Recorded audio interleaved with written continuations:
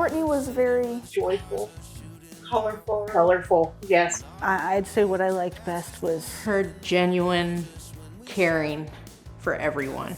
if there was someone sad, she couldn't just walk away. She would try to help them as best as she could. It was always just great to watch her.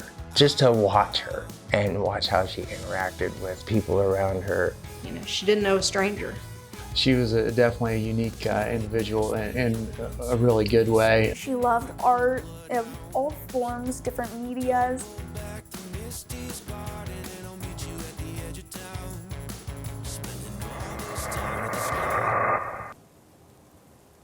She was 17 when she passed away after a long battle with mental illness and PTSD.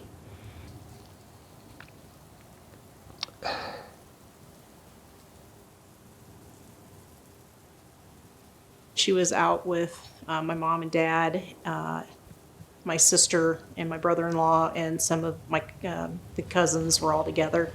They were out boating, going tubing at Indian Lake, and the wind had kicked up pretty quickly, and they decided the waves were getting too big and they needed, come in. So as they were trying to get everybody back into the boat, Courtney was having a hard time swimming up to the boat. She had her life vest on and all that. My mom was in the water. My brother-in-law was in the water trying to help all the kids get back in the boat. And my dad broke his own rules and came outside of, they had that pontoon, so came outside the gate. He couldn't swim. He didn't have a life vest on. And when he reached down to pick Courtney up, he fell on top of her into the water and drowned. For 8, it's real hard for a kid that age to comprehend and come to terms that it wasn't their fault. So that was kind of the biggest contributing factor. That's kind of the start of her mental health journey. She would come downstairs crying. Mom, I found myself out on the roof. I don't know how I got there. I don't want to hurt myself. Why did I do this? And, it's rough watching your child go through that and not being able to help them.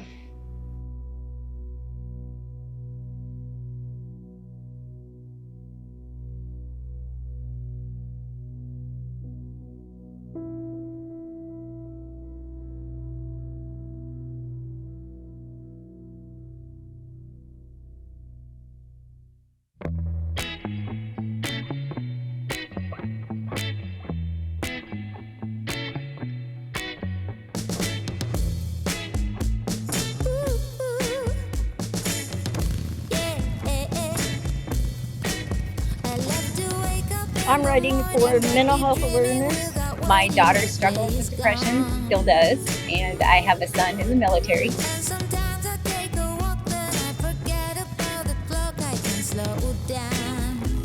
I'm writing for Bethany. My daughter, Courtney Hubbard.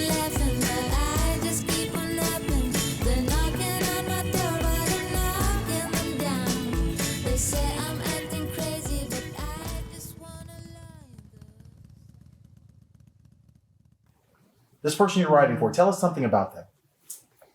So Courtney is my daughter, and her nickname was Corgi. This is why it's called Corgis Run. That's her nickname. She was my best friend. She wasn't just my daughter. She was my best friend. What do you think has kept this group together? For 2 years, you guys have been bonding, building a sisterhood. What's the core purpose behind keeping you guys together and staying motivated? Our love for Miss B, basically. Yeah, I mean, it's like at the beginning of the year, I remember sitting down at my desk and putting all the important things on my calendar. It was probably January because I got the new calendar, and I'm like, oh, okay, wait, I got to find out what the weekend is in September because, it doesn't matter what's going on, that's a priority because she's your sister and it's important to her and therefore it's important to us. Wonderful. Does everyone here know Courtney personally? Our group didn't have a chance to meet her. Didn't have a chance to meet her. Okay. But over here? Yeah, we met her briefly, but she's just She's just a presence. She was. It was, and just smiling all the time. All the time.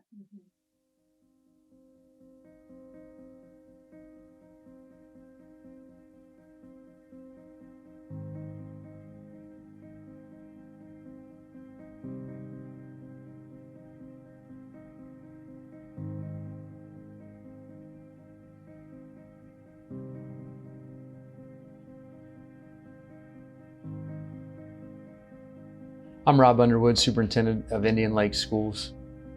And I knew Courtney. I actually knew her family before I knew her. I knew her older brothers and her mother, and got to know her when I was the high school principal as well. So knew Courtney for several years. Courtney was best friends with my daughter. I met her in choir. She originally started talking to me because we just got sat by each other by random coincidence. And she was just so attractive as far as her personality. It was like a magnet. She was a chunky little thing. When she came, when she was here, I couldn't stop smiling. I could not stop smiling. So happy, so proud. She would sleep for me during the day. She would not sleep for him at night at all. Which we became night monsters. She's a night shifter, that's for sure. Yeah. She always seemed so happy, so carefree. She just had a way to draw people in with her excitement and energy. So yeah, and just a smile that you never forget. I didn't talk in choir because there was some people that would bully me, seniors. I was a freshman. Whole thing, of course. And she was always very sweet, and she would force me to talk. I wouldn't want to, but she would just always be right there. So we immediately became best friends after that. Oh. So Courtney, the first year we moved up to Indian Lake from Dayton, she went into a pageant and won Little Miss Indian Lake. Yeah, I remember. And she also won Miss Congeniality at the same time. So this was her in her dress. It's all dusty. And this was her military, because it was 4th of July, so I gotta do military. But this was her Uncle Scott's hat, and he committed suicide when he was 25. He was in the Army, so that was and he was her godfather too, so it was her honoring Uncle Scott.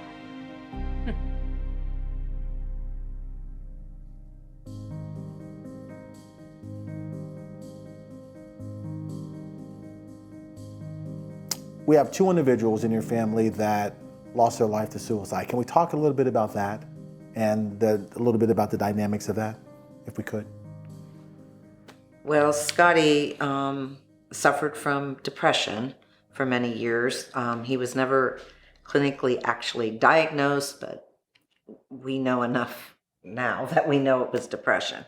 Scott used to get teased from his friends because he bought Courtney a Dora the Explorer doll and had it in his car for like weeks on end before he seen Courtney to give it to her. And so his friends would tease him that he had this Dora the Explorer doll in his car, but you know, he was that doting uncle all the time. Well, for me, one of the things I'm most proud of about Scott is he joined the Army National Guard. He was a little bit later than most right out of high school, and he didn't until he was 25, I guess, 24. He was 24. And he, I think, always needed that. He needed more structure and discipline in that, and the Army gave that to him. And he killed it in the Army. He did wonderful. He was so proud of himself. And this picture itself, I mean, he was so proud that day when he graduated, and we had all came to Missouri to Fort Leonard Wood and watched his graduation, and he just was bursting. And I don't think I'd ever seen him where he knew, hey, I did this, and look at, I did something good.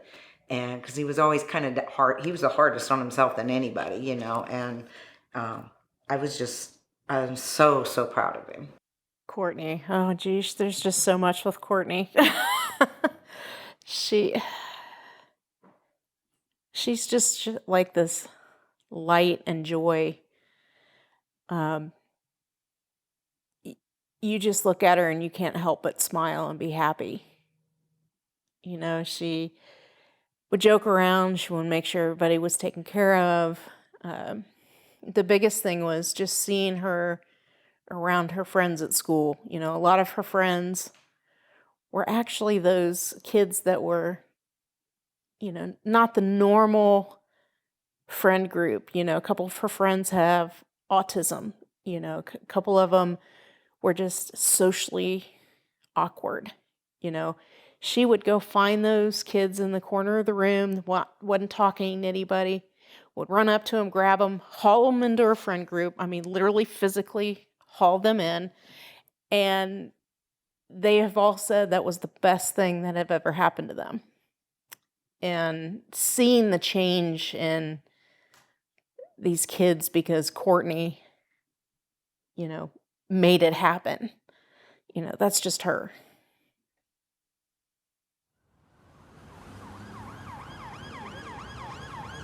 I'm an EMT and I volunteer for our local fire department. And I was at work at Dayton Children's, my full-time job. And we have an app called Active 911 that we get all of our pages for our squad runs for the fire department.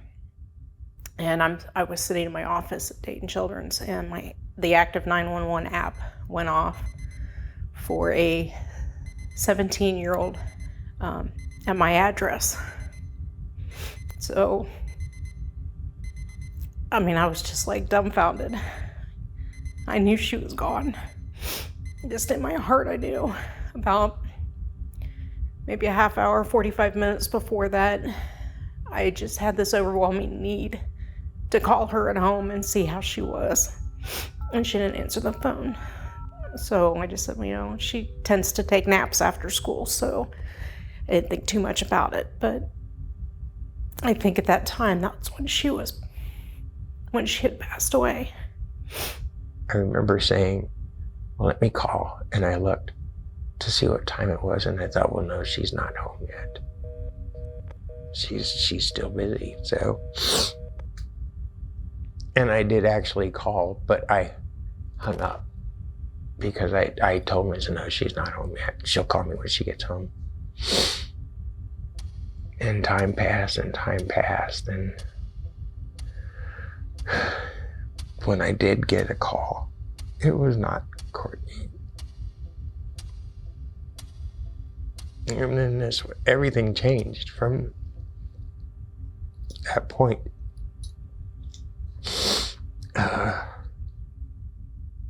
This is not true. This didn't happen. None of it felt real. Some sick joke. I kind of felt dizzy after. It was earth-shattering. It's like my whole world kind of stopped.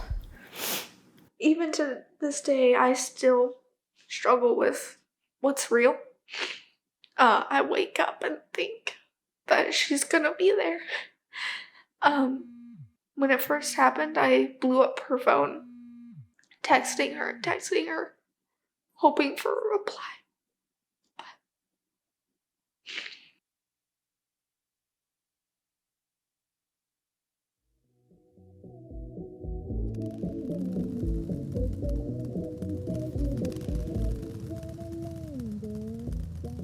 All right, everybody. I want to thank everybody for coming out and supporting our fundraiser for suicide prevention. I know there's been several families in this area affected by suicide, mental health issues. Of Courtney is just kind of the catalyst for this run. We're doing this for all the other folks that we've had go on our ride today. We actually had family members submit pictures and descriptions. We had them on the ride with us, so they are not gone. They are still here with us. We are still having them come along and be a part of our lives. So when you look at a situation like this, a lot of people go have their own rituals of self-care, daily self-care. How do I cope with this every day? So what are some of the rituals or coping mechanisms that you use to kind of deal with this situation on a daily basis? What do you do? What's your rituals? For me, it's, I always think about her. I always want to make her proud. But I miss her very much, but I always think, what would she want me to do? I keep all the good memories with me, but it's just so bittersweet to hear a song that we enjoyed or to watch something, and I do and I don't at the same time. It's like I love it and hate it. If I could go back and talk to her, I would let her know of how much she helped me. I would try and remind her, let her know that I forgive her because I understand what it's like because I struggle. And when Keiko was going through her quite rough patch, I tried to help her as best I could, and there was just sometimes I couldn't reach her. I was genuinely afraid for her, and then Courtney was there, and she helped her. She pretty much saved my daughter, and I feel awful that I didn't see the signs that she was struggling that much. Because it's not always something you can see. Sometimes the people who smile the most are the ones who are hurting the most. And I know that from experience. People who go through mental illness fight every single day. They are the strongest people on the planet. They just had a weak moment.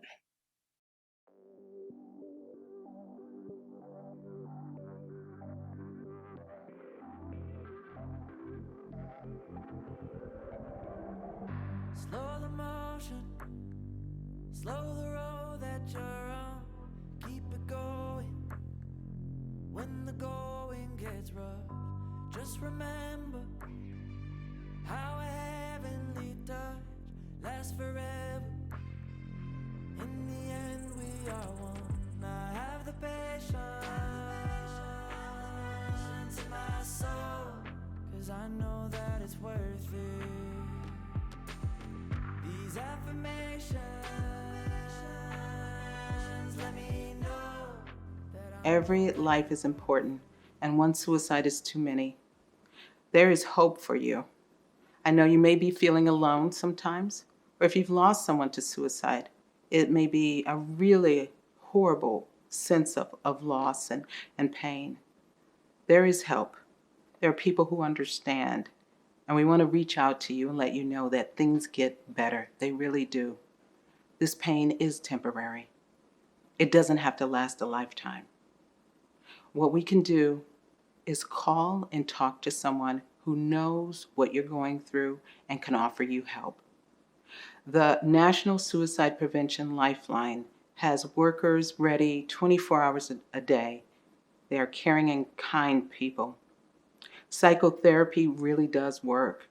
It is effective and it can save lives. You can save a life today by just reaching out to your friends, to your loved ones, and letting them know that you are there for them. yes, I am so devoted. No, I won't ever stop till I'm floating, till I land at the top. These emotions